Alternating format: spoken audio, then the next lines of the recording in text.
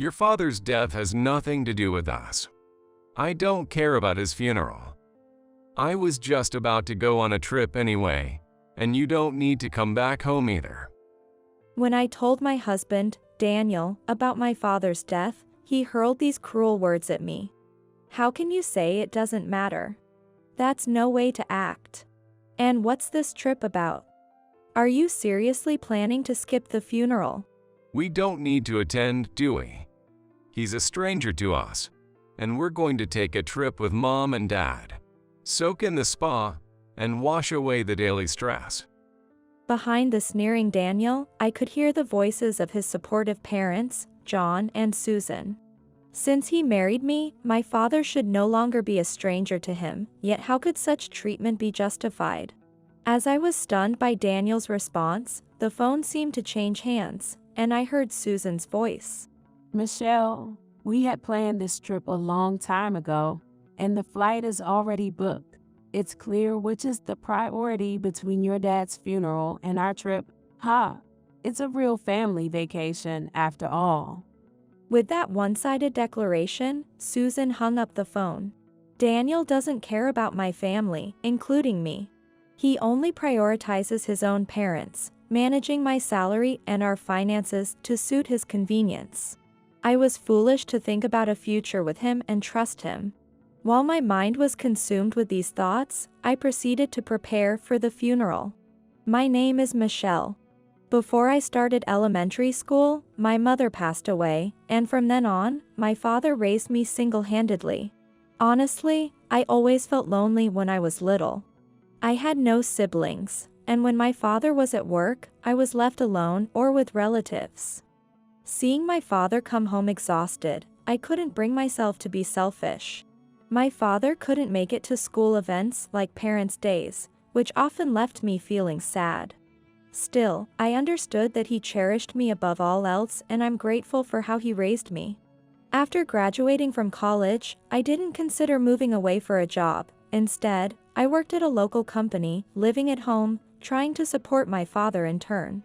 Amid this, my father, perhaps concerned about my future, made a suggestion. Why don't you try finding a hobby? Don't worry about me. Just enjoy your life. He must have noticed my struggles to repay his kindness and offered those considerate words. I had often held back on personal desires, never really diving into any hobbies. Taking up my father's suggestion, I started exploring various clubs and classes. Nothing caught my interest at first, but then I got interested in a travel club, which was introduced by a friend of mine. In that travel club, they're doing activities where they visit spas around different places, and I was intrigued, having not traveled much before. I quickly visited the club on a weekend and decided to join that day. And that's where I met my husband, Daniel. We were the same age, from the same hometown, and shared a love for travel, which quickly led to us dating. We enjoyed our travels and, after 3 years of dating, got married. I hadn't thought about marriage until meeting Daniel, but I felt this was someone I could spend my life with. So I had a gut feeling about it, and his proposal moved me so much I nearly collapsed from emotion. My father was happy for us, and I was full of hope for a blissful married life. However, just a few months into our marriage, Daniel started showing his true colors. Michelle, isn't it about time you quit the travel club? Why continue after getting married? What does being in the club have to do with being married? It's obvious.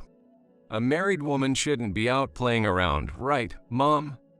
Daniel began pressuring me to quit the travel club and focus on household chores, and not just that, he would often call his mother, Susan, to back him up and nag me together. You should be grateful we let you marry into our family. You're married to Daniel now. You need to act accordingly. No time for playing around. That's right. If you keep fooling around, we'll have to take some action. I believed I was balancing work and home well.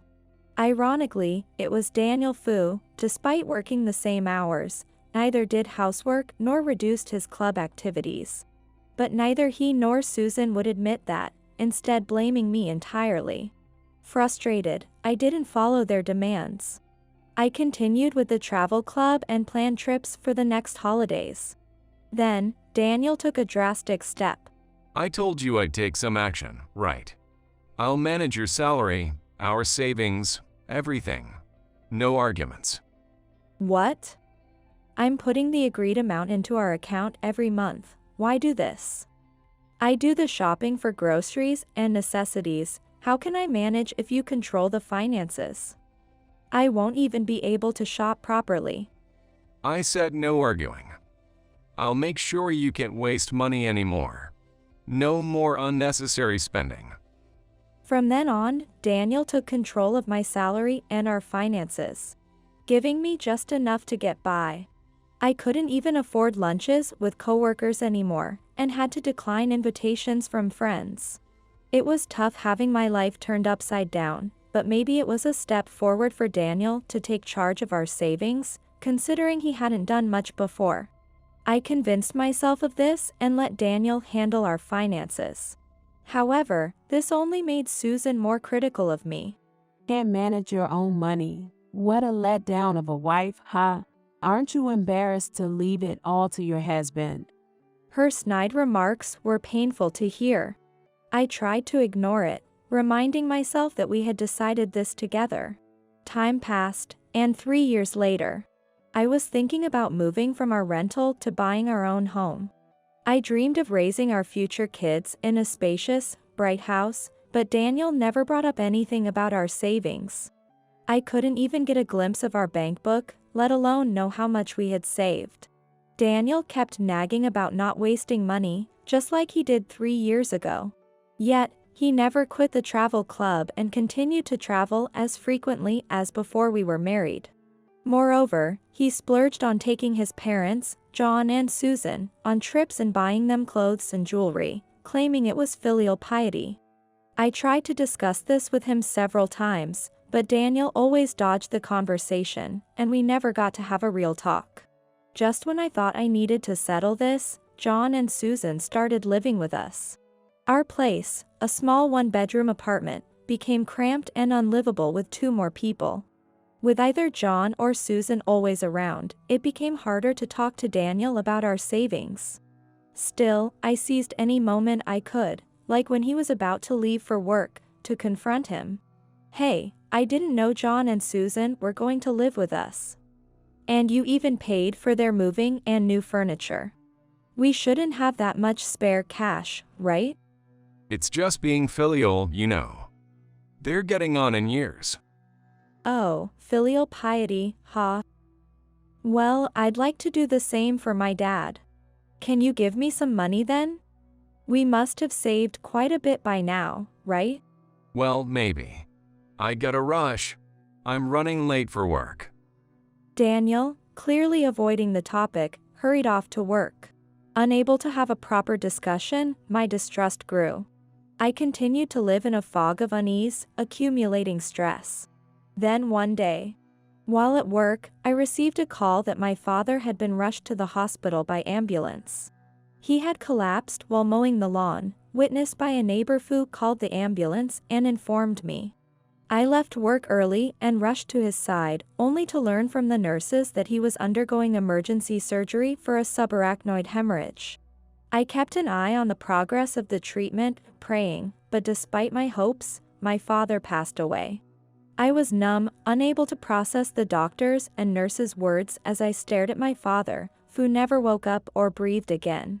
Later, supported by relatives, I found myself preparing for his funeral.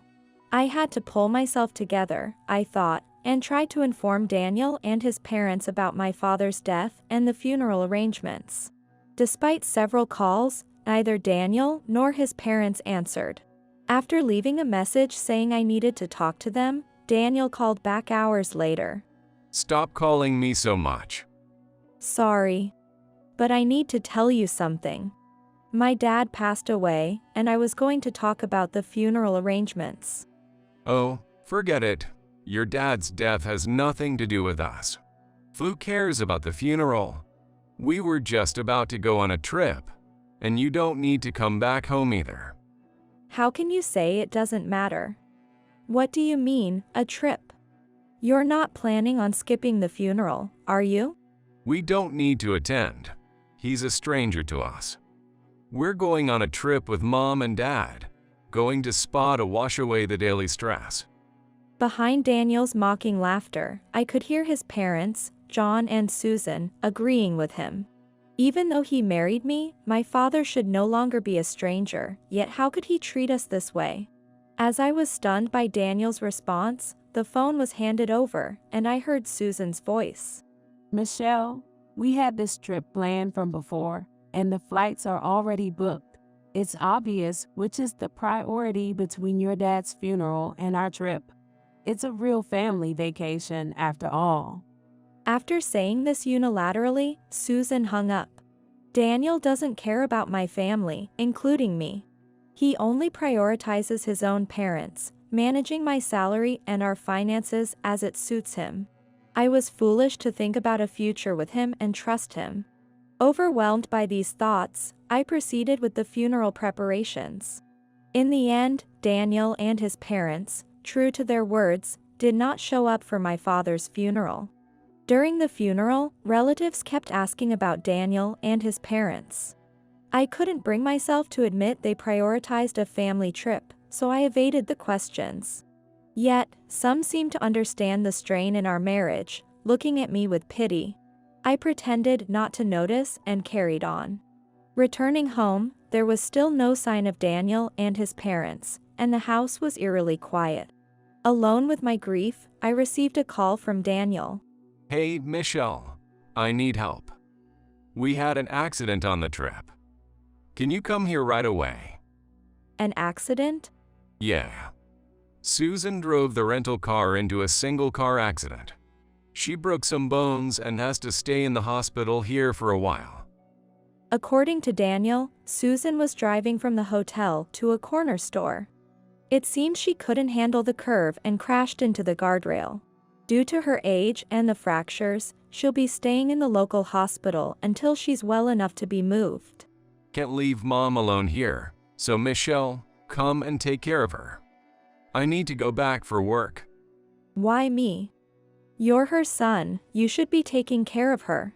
Come on, she's your family too. Don't be so cold. Hey, you're good at dealing with the police and rental car company, right? Oh, and pay for Susan's hospital bills too. We're broke from the trip. Why should I do that? And you call me cold? You didn't even attend my father's funeral. Still holding that against me. Forget the past. Anyway, Dad and I have a plane to catch, so we need to leave. You'll pass by as we go, so please take care of it. What a convenient person he is. He claims my father is a stranger, but when it's about his family, I'm not a stranger? Trying to push his troubles onto me and take advantage of the situation, my frustration boiled.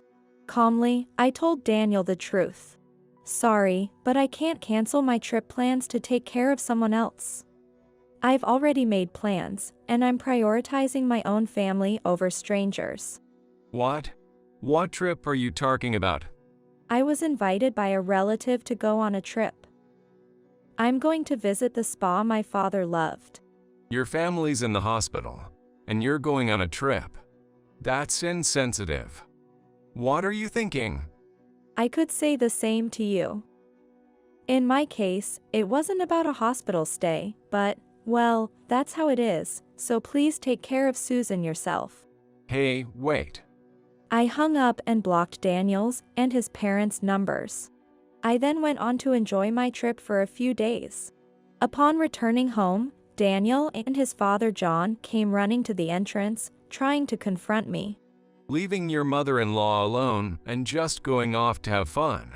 What a failure of a wife. You'll definitely have to pay for the medical expenses since you didn't look after her. John yelled, echoing Daniel's anger. As Daniel says, you let me down, Michelle. To think you can't take care of family. Michelle, you don't understand how hard this has been for us. Susan wasn't the car's primary driver, so she's not covered by insurance. and the bill they've slapped on us is just outrageous. It's such a huge amount, so I can't afford it. Being an old-timer like me, you understand our situation, right? I couldn't comprehend what Daniel and John were saying. They seemed to be insisting I should pay Susan's medical and accident bills, but I saw no reason why I should. If you don't want to be called a failure of a wife, you know what to do, right? Pay for all the medical expenses? There's no way I'm paying.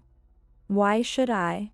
You can think of me as a failure of a wife if you want, but what you've done is far more disgraceful. How could you say that? You manage my salary, right? Then pay from there. Consider it severance. Severance? What are you talking about? I didn't say I'd pay you if we had savings. What? Are you kidding me? We've spent it all on the trip. Gave some pocket money to Dad and Mom, too. I was astounded. Though I had doubted Daniel's money management, I never imagined it would all be gone. Neither John, who's of working age but unemployed, nor Daniel, who worked, had the means to cover such a large amount. It wouldn't be surprising if they were counting on the inheritance I received from my father. If you don't pay the medical bills, I'll leave you. You can't live without me, right? Think carefully before you speak. You'll want to beg to pay, right? Can't live without you? You're greatly mistaken. Don't get cocky with me. With the inheritance from my father, I can live on my own. Plus, if we divorce, I can manage my salary myself. If you want a divorce, go ahead. I'll gladly sign the papers. I never said anything about divorce. If you just said you'd pay with your inheritance, all this could be resolved without complications. Well, I've already prepared for divorce. While you were on your trip, I packed up my things. I have a place to move to and can leave anytime. Realizing I was serious, Daniel suddenly became anxious. Wait, calm down. Not getting a divorce is better for both of us. You wouldn't want your beloved to be saddled with a lot of debt, right? That's none of my concern. Please reconsider. I need your inheritance. Despite Daniel's pleading for the inheritance, I rejected him. Taking my last belongings, I prepared to leave the house. I heard Daniel's pitiful pleas as I walked away, but I ignored them and continued on. Afterward, I moved to my father's house. I thought about reminiscing while sorting through his belongings, but since Daniel strongly opposed the divorce, I had to hire a lawyer to finalize it. Daniel ended up with a huge debt from Susan's accident and medical expenses, and it seems he and John are now working multiple jobs from dawn to dusk. Susan was discharged from the hospital but reportedly suffers from after effects. Still, with Daniel and John working themselves to the bone because of her, Susan's stuck doing all the household chores, and she's probably living a tough, miserable life. After the divorce, I moved on, relocating for a job transfer and letting go of my family home. Contact with my former in-laws ceased almost entirely.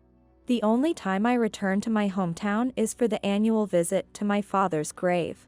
Every time I visit his grave, I observe a moment of silence at the gravesite and report that I am now happy.